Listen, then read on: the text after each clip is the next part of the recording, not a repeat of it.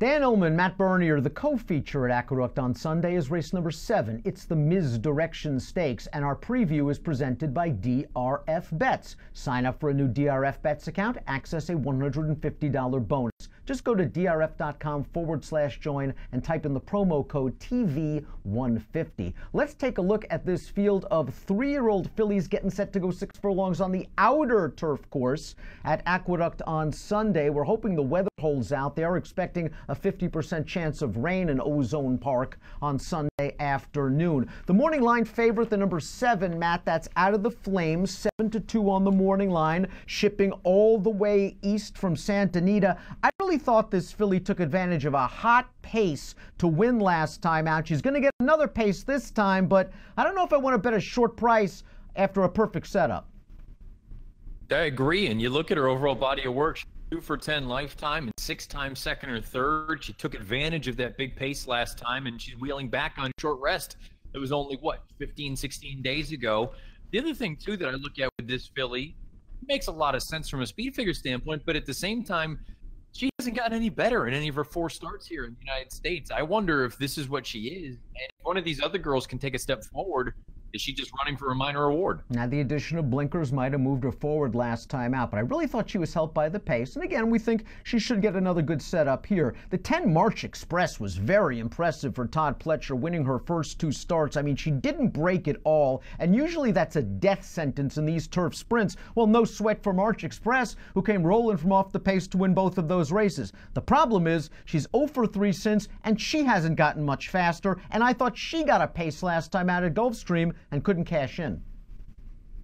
Yeah, I suppose if you want to give the winner that day the benefit of the doubt because she was out there setting those hot fractions, and I suppose Gulfstream speed, whether it's turf or dirt, is always going to be dangerous. But I agree with you. March Express, I had very high hopes for her, and it feels like when they stretched around the Natalma, okay, that distance was probably a little bit too far for her, but she hasn't gotten any better, and she's going to need to improve. I don't know that a mid-70 is good enough to win this race, especially with the lightly raced horses that could take a step forward. But she does have a nice late kick. Down towards the inside is the number 1, Nootka Sound, one of 2 in here for Wesley Ward. We have a formulator fact for Nootka Sound. Past 2 years with last out winning 3-year-olds off this kind of a laugh when they return in turf sprints, 4 for 7, a $5.17 ROI. Now keep in mind that Nootka Sound won around 2 turns last time, but I like the way she did it. She stayed close to a fast pace, finished nicely. This one showed promise, winning her debut on dirt at Keeneland before being shipped out to Royal Ascot, where she took a lot of money. It appears that Nootka Sound has got some ability. The 3rd place finisher of that race last time out, she came right back to win with a 79 buyer.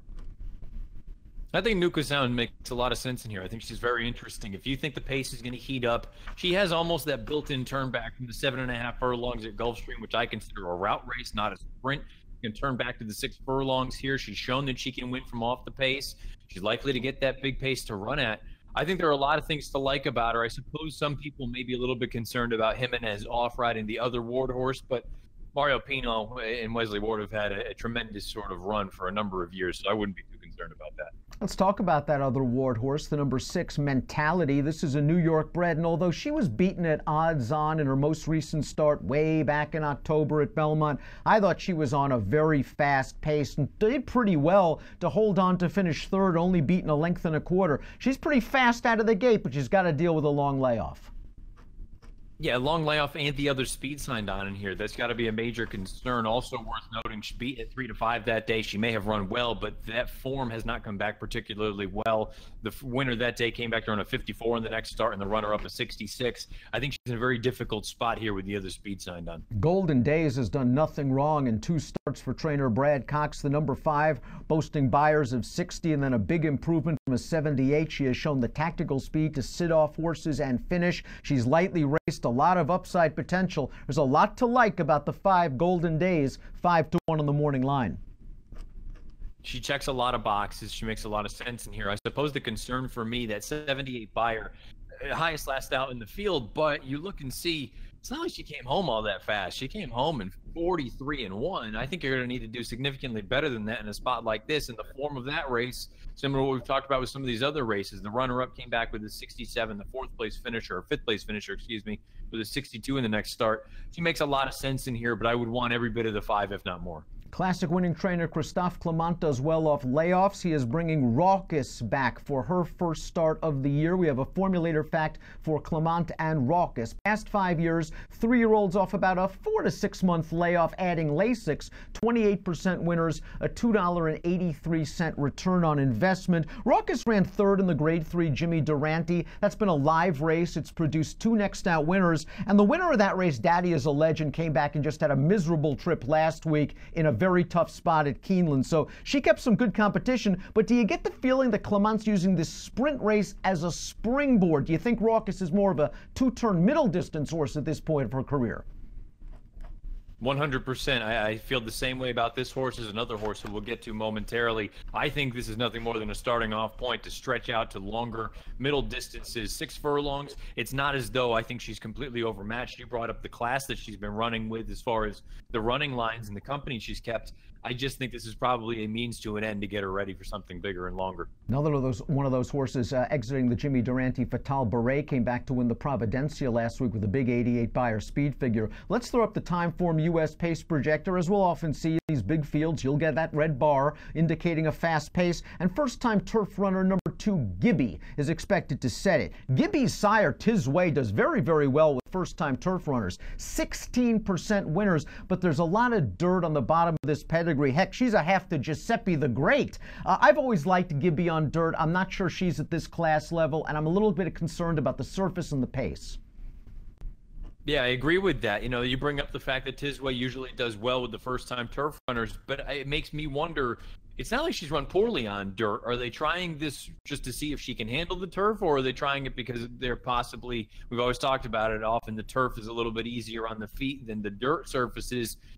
With the dirt pedigree on the bottom, I kind of look at this as a suspect move. Sitting second on the pace projector is the number 3, a New York bred, I Still Miss You, trained by Jeremiah Engelhart. Majestic Warrior, the stallion, wins 8% of the time with first-time turf runners, but this dam is a full sister to a stakes-winning turf router named Maddie's Heart down in Maryland. This one comes off a dirt win back in November. Interesting spot for the 3-year-old debut. Yeah, I wonder if, again, this is nothing more than a starting off point, get a race into her, and then try to get back to the dirt, possibly something longer. She'd run well enough as a 2-year-old to think that she could take a step forward here as a 3-year-old. But the other concern that I have is it's not as though she really got any better as a 2-year-old. From the start of her career to that final victory back in November, she was running those mid-70s Beyers. I think she's going to need to do better. Filly getting some class and distance relief is the 4, Jehazakat for Arnaud Delacour. Won her turf debut, no surprise considering the sterling pedigree, and then she just freaked out in the grade 3 Florida Oaks against much tougher horses. The runner-up came back to run 3rd in the Appalachian last week at Keeneland, a grade 2 with an 80 Beyer speed figure. What happened last time at Tampa? She just bolted. I'm not sure why she did that, but it was just one of those instances where she clearly lost her mind there and took off down the backside. I think there's a little bit of ability. You talked about the pedigree. She's a full sister to Divining Rod. We've talked about it. It would have been fascinating to see what would have happened if Divining Rod had been able to run on turf as an older horse. I think she has some ability, and always be aware of Arnaud Delacour. When he ships in where there's money to be had, particularly in New York, usually does it for a reason. I think she's okay, and I think she's sneaky in here at a big number. You rarely get a price on a Chad Brown runner in these turf stakes races, but the 13 Africa's 10-1 on the morning line. This horse made her North American debut last October in the grade 3 Miss Griot, and I think she was compromised by a slow pace and a good field. The runner-up best performance came back to run 2nd again in the Breeders' Cup Juvenile Filly Turf. She earned an 83 Beyer that day. I think that distance also might have been a little bit far for Africa. I wouldn't be surprised if this one comes rolling late at a big price and puts some scare into the chalk players. Yeah, I think another thing that worked against her, and perhaps it was a byproduct of the slow pace, but she was just pulling and she wanted to go. And unfortunately, the field wasn't moving. It'll be interesting to see. You brought up she had run at shorter distances overseas, and they immediately in the first start here tried to go long with her. I'm going to be very curious to find out ultimately what her game is. Is she going to be a turf sprinter or sort of a more middle distance horse? We'll find out. Again, throw out Chad at your own cause and your own sort of peril. Jeremiah Engelhardt also has the 11. We Gets the Monies by DeFunnybone. DeFunnybone hasn't had too many first-time turf runners, but he's done pretty well. 3 for 19. That's 16% winners. The Dam was a 4-time turf route winner, and this is the female family of one of the great New York-bred turf families. 4-star Dave, 4 stars All-Star. The grass shouldn't be a problem for We Gets the Monies, but both of her lifetime wins have come at Finger Lakes, and she might want a little bit more distance.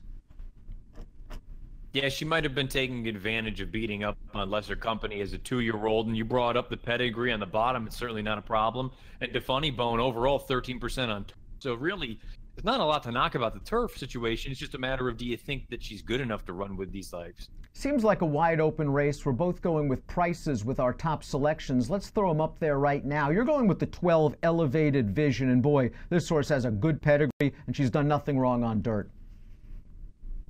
Yeah, this filly, she's a half to a Grade 1 winner named Illman. My favorite horses over the past handful of years for Michael McCarthy out on the West Coast. I think she did a lot of good things throughout her career. This filly here, in the 2 lifetime starts on dirt, I like that she has won from off the pace as well as pressing it throughout. Great notion, about 8.5% with the first-time turf runners. I'm hopeful that the pace projector is accurate, where there is some speed early on, and she can move up and try not to lose too much ground breaking from that 12 post. If she can sit just off of the pace and she can show that sort of form that she had on dirt on turf, and based on the pedigree, you would suggest that the turf might actually be better for her. I'll take a shot at a big number, because this to me is a very wide open race. Not only a half to Illuminant, but this Dam was a specialist as a turf sprinter. She won 3 stakes races going short on the grass. I'll take a chance with the 9, She's All Skeet, for trainer Joe Sharp. This horse was really keyed up with blinkers last time out and was dueling on a fast pace, and then she finished it off in professional fashion. There was no sexy acceleration in the lane, but she got the job done in very professional fashion. Her Beyer speed figures are going the right way, and I'm hoping that she can show enough speed without getting cooked. I think she'll be in contention on the outside turning into the stretch. Maybe the blinkers have gotten She's All Skeet figured out. She's 10-1 on the morning line. You're 20-1 on the morning line. You'll bet Elevated Division to win at that price. Give me numbers. I'm going to go 12, 5, 7, and 1 in here. I think Brad Cox's horse you have to respect. I think you have to respect the horse coming in from California. I don't love her as a win contender, but I certainly use her underneath. And if you're looking for another price in here, why not the other war horse, Nuka Sound, on the inside? I'll go 9, 8, 5. I'll take a chance with She's All Skeet from the Fairgrounds. Race number 7 at Aqueduct, the Mizdirection Stakes. You can bet it via DRF Bet. Sign up for a new account, access a $150 bonus. It's easy. Go to drf.com/join, type in the promo code TV150. An approximate post time for the Mizdirection. Race number 7 at the Big A on Sunday, 4/4/4 Eastern. Good luck.